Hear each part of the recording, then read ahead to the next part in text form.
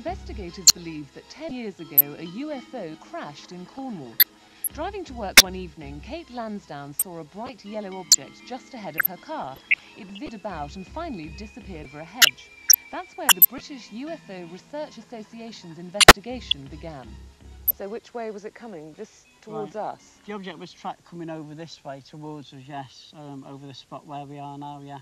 And so where do you think it Well, we think that it was in difficulty and it actually came down in this area here. There was a tree by the hedge over that way, and when we came to investigate, all the ground was burnt and damaged, and the tree... Well, here, is this... Well, I can see there's no grass here, so is that No, where the grass is grown there, that's where all the combustion damage was, and sort of partially spread across the road as well.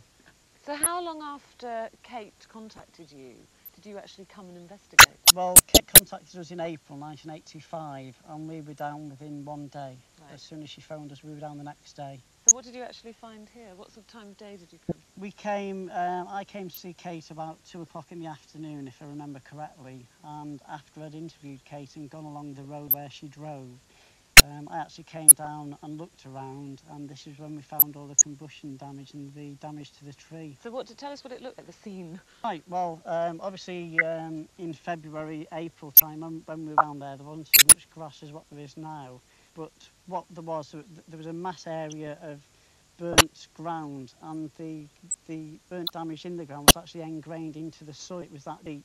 So is it very black and... Very, very black and sooty, and you know, some of the stone had actually turned solid, you know, it was quite... So there'd been considerable heat from a source, yes. Did you do any sort of tests, sort of scientific tests? And when we came down to do some Geiger counter readings, we found that there was an awful increase in the radiation readings around here. First of all, what we did was normal background radiation readings, which at the time I believe were 4 all around this area. When we came to the combustion damage in the tree, the radiation reading up to nearly 40, which is quite excessive, really. So I mean, what's the highest one you've recorded before? This one, 40. Is, yeah. It's the most interesting one and the highest reading that we've ever recorded, 40, yes. So you didn't actually find any bits of spaceship or whatever you thought it was, but no bits of machinery? Or... No bits of machinery or anything like that, but it was just all the damage that had occurred. And later on, when the people phoned us from St Mawgan, some RAF personnel phoned me up, and they didn't want to leave their names because they didn't want to get into trouble. And they said that something was actually tracked coming over here on that date that was unidentified, and it was very, very low. It was tracked coming in this direction. And this is what we believe Kate saw. Many of Eric's cases turn out not to be UFOs at all, but this one he believes is different. I genuinely believe that a UFO actually crashed here and it was covered up by the RAF at St Mawgan, and what Kate saw was either the remnants of something coming off it that eventually disappeared in the background, and that's what she saw. Because of all the investigation that we did, everything, like I said earlier, you know, we seem to come up against a brick wall whenever we investigated anything to do with it.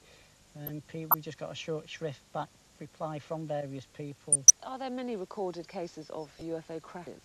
In this country? Yeah. No. This is why this one is so unique. Do you think that's because if they have crashed, it's been covered up very quickly and no one's known? That's right. They want to cover it up quickly because they don't want the public to know what's going on. How much UFO activity would you say there is in the southwest generally then?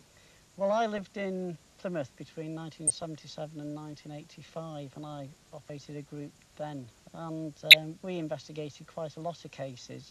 Having said that, when you go through the process of investigation, about 80% of the cases that you investigate, you do find rational answers for, you know, explanations for, like balloons, aircraft, meteorites, things like that. So, are you actually looking for rational explanations then? Yes. Yes. That surprises me because I'd thought you'd want everything to be a UFO. No, the adage of UFO groups is that everything's shrouded in mystery and, you know, being unexplained. They've got like a portfolio of pictures of aircraft taken in different angles, in different weather conditions, just over cloud, various strange lights and things like that. And when we show them to them, well, did your sighting look like this or did it look like that? And they say yes. we say, well, that was an aircraft taken off from Manchester Airport, and in all, you know, possibility, that's more than likely what you've actually observed. Have you ever seen a UFO yourself? No, never. Never at all. No, I've been investigating now for nearly 20 years, and I've never seen anything that I can actually say, yes, that was a UFO.